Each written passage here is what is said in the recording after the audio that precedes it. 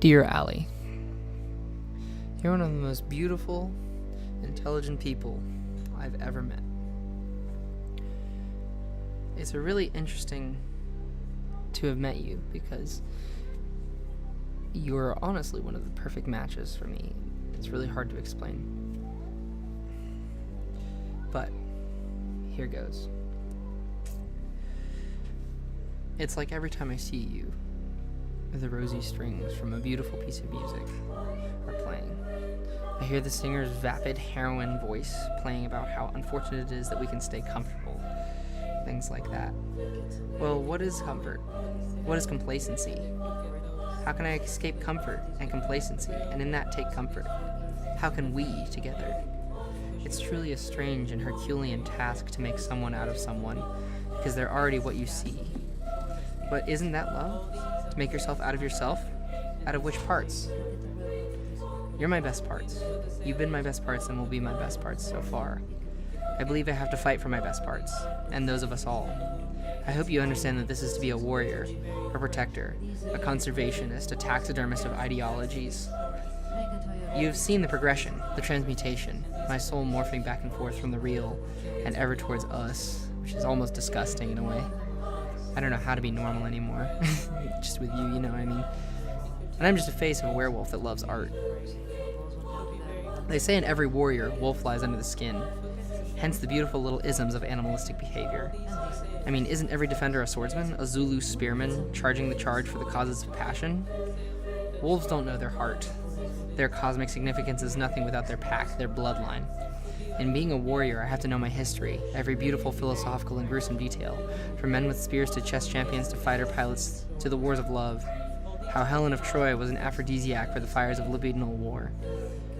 I want to tell you everything.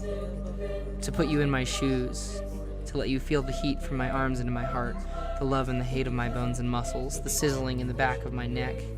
It's truly impossible. It always feels like there's something on the tip of my tongue for you. It's painful. So symbolically, I'll stop teaching about the Purple Heart, Burke, about liberality and mankind and happiness. Trivia is the window to the Titanic. For what are these if not impossible? What are we if not impossible? Purple Heart has a quote on the back, which we talked about. While fatherhood would be the wrong word to describe simplistically any man in my life, I would say that the God here is my becoming. It is life.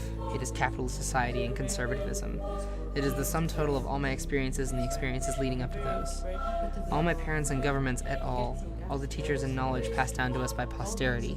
These are ashes after all. They are ideals and not forms. They have fallen and failed. They are as dead and immaterial as you can think. At any time, if a man had freedom, it was when he slept. It was when we slept, when we had freedom, or died for the freedom that he was seeking, when we die for the freedom that we are seeking. Absurdity says that in the end, what we get back is what is given up to get there. I give up money to buy a car, but I gain happiness, an ideal for suffering to gain happiness in the car. I give up non-being to die in the end. Even if I'm a brain in a jar with Google random occurrences pumped into me, same as you, I'm still occurring somewhere. I'll die. I'll fall. I'm becoming nothingness, becoming the essence of what I am ideally. I can die any way I want or don't want, and what better way to lose my physical formal self than in a rugged, violent reality? To be a phoenix, put simply, a supernova, the candle burning bright, right? To be falling into the void, the abyss, the reflection of me, which is yawning its maw out, moment by moment by moment. I can choose to die for anything, but the joy is that anything is never everything. We all know that the idea of love is to the drive of death, to love and love like a burning candle.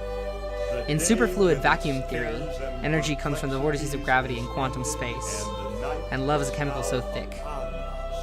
If a wolf lies under our skin, warriors aren't we there destroyers of their own world? Fenrir was to destroy the world, in flames as a war against gods. The many ice giants, those inhuman others, they live just like a little north of us. I'm destroying to make room for my creation. Our parents stole, raped, and pillaged until there was no land, no forests, no air, no commons. I will take what is ours by force and by right, by blood and steel and noise. But peace is silent chaos, war is loud chaotic order.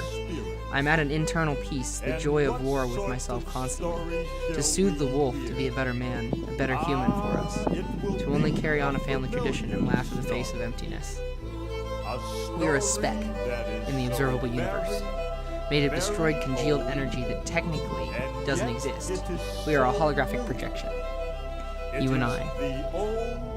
Holographic beauty and sentiment have no place in mankind. We are violent apes with a tendency towards magical rationalization. Toward this end, we have conservatism. To understand conservatism, we go back to Burke. Burke says that the society in which we live is the sum total of all the experiences of mankind up to there and ourselves, and utopia is impossible without improving on something that is constantly improving by the passing of populist knowledge. I will learn folk knowledge away. But outside of that cliche, my voice here is of revolution. A black-hearted revolution that jumps and bites like the little dog next door. You met him. I will be the sum total of all my experiences up until now and up until then. I will be Aiden and Marine Aiden and Schizo Aiden and Jock Aiden and Artist Aiden and all of my dualities.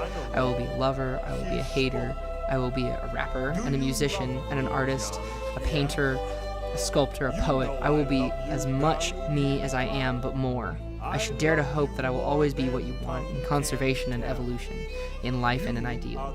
I want you to love what I am and what I become forever. But if you don't, I understand.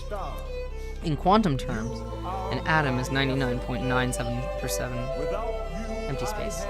The 0.03% proton and neutron space is in itself 99.4% empty space. This in mind, the emptiness, which is liberality, and the gods of man are one. I am giving myself to idealistic utopianism, but knowing that it is a wolf in sheep's clothing, I am playing a game that isn't real and doesn't like to give everyone a fair shot.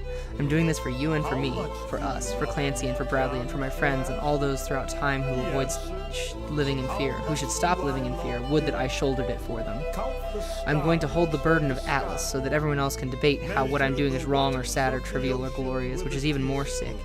No matter how smart or strong a man is, it goes away. We are slaves to time and this profound realization, along with empathic love of humanity, but not of the individual. The desire to let everyone who ever lived live without fear of death by shooting, bombing, or torture.